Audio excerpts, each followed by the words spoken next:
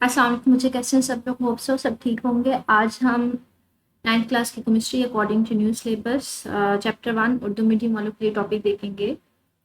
1.7 unsaturated solution और saturated solution. ठीक है, अब दोनों में फ़र्क क्या होता है वो देखते हैं।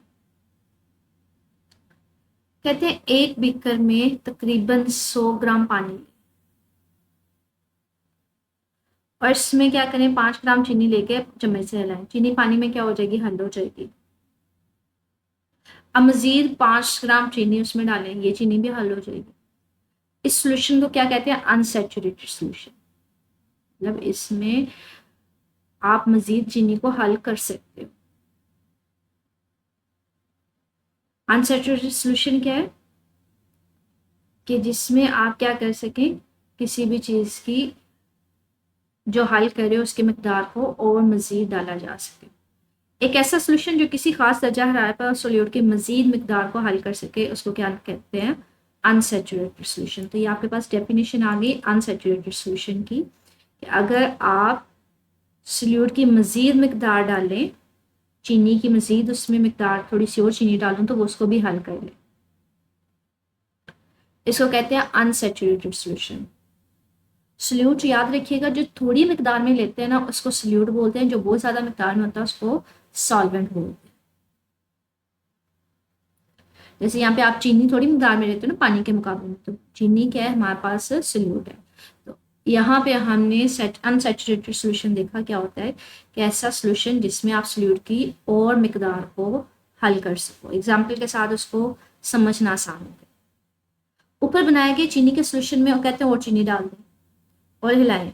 जैसे जैसे आप चीनी की मकदार डालते जाओ, एक ऐसा वक्त आएगा कि आप चीनी की मकदार तो बढ़ेगी लेकिन उसका अब हल होना मुश्किल हो जाएगा। तो आपने तब देखा होगा कि जो चीनी है वो नीचे बैठना शुरू हो जाती है। तो मतलब क्या है, अब मजीद चीनी हल नहीं होगी, वो नीचे बैठना शुरू हो जाएगी। इसको आप नाम देते हो, ये जो सोल्यूशन बनेगा इसको नाम देते हो सैचुरेटेड सोल्यूशन। तो सैचुरेटेड सोल्यूशन है क्या? एक ऐसा सोल्यूशन है जो किसी खास दर्जा हरारत पर सॉल्वेंट की मजीद मकदार हल ना कर सके सोल्यूट की। मतलब आप मजीद इसमें मैं चीनी डाल रही हूँ, वो हल नहीं हो रही, वो नीचे बैठना शुरू हो गई है। उस वक्त जो हमारे पास सोल्यूशन होगा उसको नाम क्या देंगे? Saturated solution.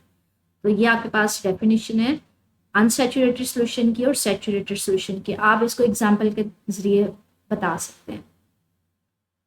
कहते हैं एक खास सॉल्वेंट में मुख्तलिफ सोल्यूट की सॉल्युबिलिटी मुख्तलिफ होती है। कहते हैं कोई आप सॉल्वेंट ले रहे हो, जैसे पानी है, उसमें मुख्तलिफ जो सोल्यूट्स होंगे ना उनकी कोई ज़्यादा हल हो रहा होगा, कोई कम हल हो रहा होगा।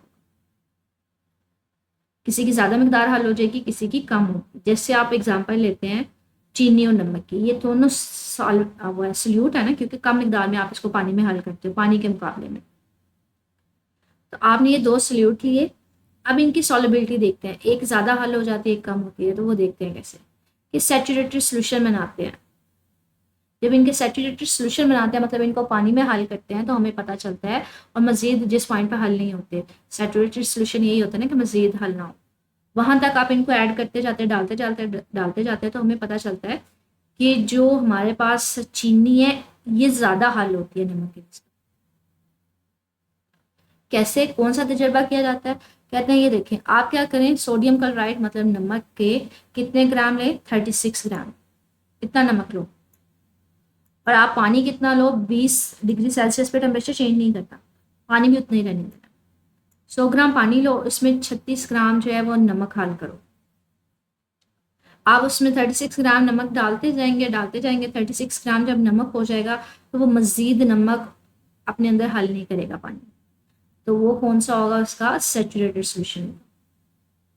लेकिन चीनी के क्या करें, आप कितने ग्राम लो? 203.9 मतलब 203 ग्राम तकरीबन पानी में डालें। मतलब आप पानी में क्या करें, पानी का 100 ग्राम लें, टेम्परेचर उतना ही रहने देना, मतलब जितना पहले है।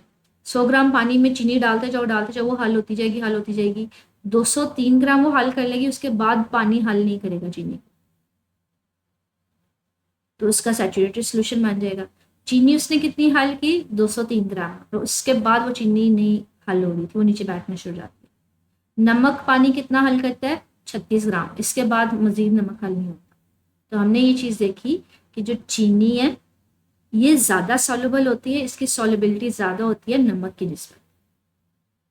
दूसरे अल्फाज में पानी में चीनी की सॉल्युबिलिटी क्या है, सोडियम क्लोराइड नमक से कहीं ज़्यादा है। ये सिर्फ इतने से हल हो रहे हैं, इसके बाद नमक हल ही नहीं होता, इतने ज़्यादा हल हो रहे हैं। इसकी वजह यह है कि चीनी के मॉलिक्यूल सोडियम क्लोराइड के आयंस की निस्बत बड़े होते हैं। आपने देखा होगा चीनी का जो दाना होता है, ये ज़रा होता है, वो बड़ा होता है नमक के दाने की निस्बत। कहते हैं उसके मॉलिक्यूल्स क्या होते हैं, बड़े होते हैं। इसलिए पानी के बहुत सारे मॉलिक्यूल चीनी के एक मॉलिक्यूल के इर्द गिर्द इकट्ठे हो जाते हैं, जिसकी वजह से इसकी सॉल्युबिलिटी क्या हो जाती है, बढ़ जाती है। जैसे अगर आप इसको मैं थोड़ा सा और एक्सप्लेन करूँ, ये चीनी का मॉलिक्यूल है जो बहुत बड़ा है, और ये नमक है जो बहुत छोटा है। अब इसके इर्द गिर्द देखें बहुत सारे पानी के मॉलिक्यूल्स आके इकट्ठे हो गए, तो ये इसलिए इजीली सॉल्व हो गया, पानी के साथ ये इजीली मतलब उसमें हल हो गया। लेकिन अगर ये देखें ये छोटा साइज में, तो इसके इर्द गिर्द तो पानी के इतने ज़्यादा मॉलिक्यूल्स नहीं है, तो इसलिए ये कम हल हो। तो मज़ीद अगर हम देखें कि एक्सरसाइज में किस तरह से पूछा जा सकता है, वो देखते हैं। ये एक्सरसाइज में है, हमारे पास एक्सरसाइज है तमीरी फिक्र पर मबनी सवाल।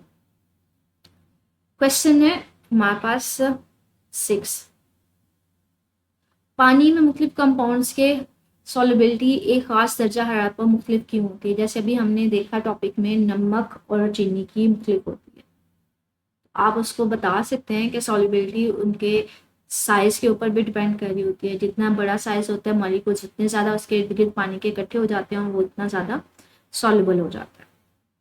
तो इसके अलावा अगर हम देखें हमारे पास कौन सा क्वेश्चन बन सकता है, आई थिंक सो सिर्फ यही है उस टॉपिक से रिलेटेड। स्टिल कुछ पूछना हो तो मेरे से कमेंट सेक्शन में पूछ लीजिएगा। ओके।